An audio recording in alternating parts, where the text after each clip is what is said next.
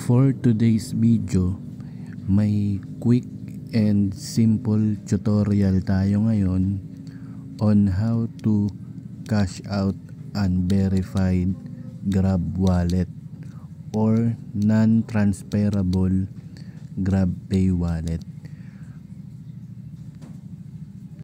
Ituturo ko ngayon kung paano kami mag-cash out dito sa tindahan namin ng GrabPay wallet na hindi verified or unverified. Napakasimple lang guys. So ganito po ang gagawin. Ganito kami mag-process dito sa tindahan namin kung paano i-cash out yung GrabPay wallet na hindi verified. Sample guys, katulad niyan, meron akong 2,000 GrabPay wallet balance.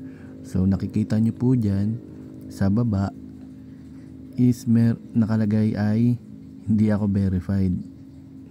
Ayan po, nakalagay verification incomplete.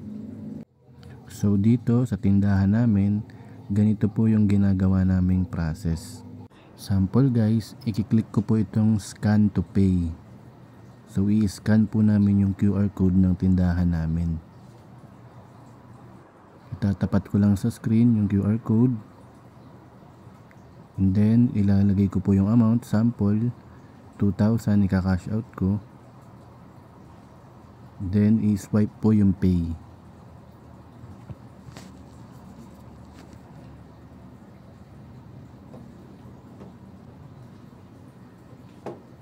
So ayun guys, successfully paid. So na-cash out ko po yung laman ng GrabPay wallet balance ko kahit hindi ako verified or unverified yung GrabPay apps ko. Ganun lang kasimple guys mag-cash out dito sa tindahan namin ng GrabPay wallet na unverified. So dito sa tindahan namin, nag-accept kami ng mga unverified GrabPay wallet or non-transferable GrabPay wallet cash out. So nagka-cash out po kami dito sa tindahan namin. So kung gusto nyo po magpa-cash out dito sa tindahan namin, message nyo lang ako guys dyan sa may Facebook account ko kung nahihirapan ka mag-cash out ng unverified GrabPay wallet or non-transferable GrabPay wallet. So kung nahihirapan ka, tutulungan kita ma-cash out yung laman ng GrabPay wallet mo na unverified.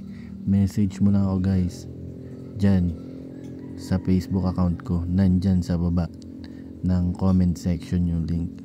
So yun lang guys, hanggang dito na lang yung video. Sana naturuan ko kayo kung paano mag-cash out ng unverified GrabPay wallet.